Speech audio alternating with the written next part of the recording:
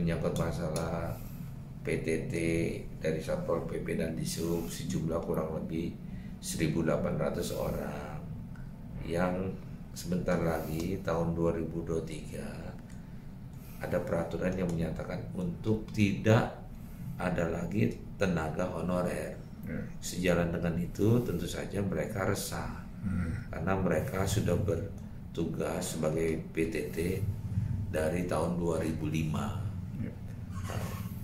jadi kalau sampai tidak ada honorer lagi, masa dia seperti habis manis cepat dibuang gitu. Nah, pemerintah daerah di satu sisi Pemda ini kekurangan terkait menyangkut masalah ASN, sehingga ditambahlah dengan yang namanya PJLP, tenaga honorer dan PTT. Tapi kita juga kan tidak mau melanggar peraturan dan perundang-undangan, di mana ada peraturan dari Menteri Penertiban Aparatur Negara yang menyatakan untuk tidak bisa melakukan penerimaan dari PTT sepanjang batas umurnya sudah terlampaui gitu. Persyaratan-persyaratannya memang mereka sudah katakanlah sudah kadaluarsa lah umurnya kan gitu ya. Tapi kan kita tidak bisa melihat dari saat sekarang, harusnya lihatnya dari saat yang lalu. Kalau memang ini diperkenankan, karena memang pemerintah pusat khawatir kaitan menyangkut masalah nanti kalau terjadi pensiun bagaimana. Nah, paling tidak harus ada diambil jalan keluar melalui Pemprov DKI. Pemprov DKI kan punya anggaran yang cukup besar dan dibutuhkan tenaga-tenaga PTT ini sampai sekarang masih berjuang di tengah-tengah masyarakat untuk membantu kinerja daripada ASN yang tidak mencukupi. ASN di Jakarta itu dibutuhkannya kurang lebih sekitar 70.000 lebih, sedangkan kita punya hanya 53.000 lebih. Bagaimana kalau tidak dibantu? Tapi kalau terkait dengan peraturan 2023 tidak ada lagi honorer, mereka kan akan putus. Putus kan harus difasilitasi bagaimana? Maka saya sarankan ini, sayangnya tadi asisten pemerintah tidak hadir. Nah, harusnya kan yang namanya BKD, ORB, Biro Hukum, Satpol PP ini kan semua di bawah kendalinya asisten pemerintahan. Nah, saya sarankan ini supaya kita rekomendasikan dari fraksi kepada Komisi A untuk kita bahas secara tuntas agar kita putuskan melalui rekomendasi yang harus bisa dijalankan oleh pemerintah daerah. Yang penting istilahnya kita butuh, kita bisa manfaatkan, tapi jangan habis manis cepat dibuang. Bagaimana? Misalnya dia bisakah diangkat menjadi P3K atau nanti pada saat pensiun sesuai dengan umurnya tidak ada nilai pensiun yang diberikan, serta uang lelah selama sekian tahun. Sekarang kan dia sudah bekerja 17 tahun katanya. Nah, ini kan harus kita bicarakan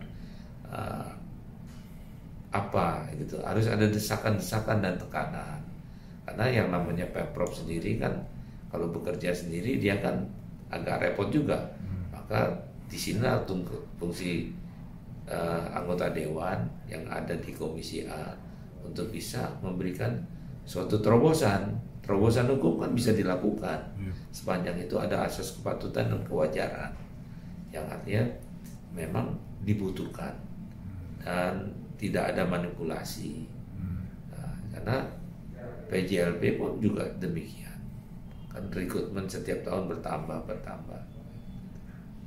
Ya, kurang lebih seperti itu. Baik, siap. Terima kasih Pak Enggar. Ini hari ini Rabu tanggal 23 Maret tahun 2022. Fotonya di mana? TikTok mau foto dulu. Teman-teman PTT Satpol yang ada di Satpol dan Dishub yang jumlahnya ada sekitar 1.600 orang, 1.600 lebih dah, melakukan audiensi dan minta mediasi untuk mempertemukan dengan pemerintah daerah untuk mendapatkan kejelasan status PTT ini pegawai tidak tetap, apakah bisa menjadi PNS atau P3K. P3K kan salah satu ASN yang tidak mendapat pensiun. Kalau PNS itu bedanya dapat pensiun, tapi dibiayai dan diurus oleh negara. Kalau PTT tidak ada rumusan untuk pensiun, tidak ada rumusan remunerasi, nggak ada. Kalau sudah menjadi P3K, harapannya ada remunerasi yang sistematik menyusun pendapatannya. Itu yang dikeluhkan oleh mereka. Kapan Pemda mengakomodir tuntutan P3K untuk menjadi P3K? Ini yang sedang dibahas. Syukur alhamdulillah pihak Pemprov menjawab, walaupun ya mungkin ada yang tidak puas ya. Nanti akan dilanjutkan di Komisi A dan kita memberikan rekomendasi kepada Gubernur supaya menjadi perhatian segera menindaklanjuti status mereka. Oke, siap. Terima kasih Bang. Hari ini fraksi Partai Gerindra menerima audiensi pengaduan dari rekan-rekan pegawai tidak tetap yang ada di Sub dan Satpol PP. Ironisnya, perjuangan mereka ini dilakukan sejak 2005 pasca mereka melamar, dan kesempatan di 2012 mereka tidak bisa terbawa menjadi ASN maupun P3K.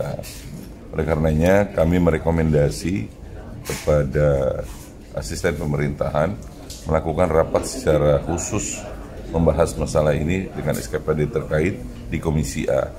Mohon doanya, mudah-mudahan perjuangan ini membuahkan hasil. Setidaknya ada progres yang mendekati.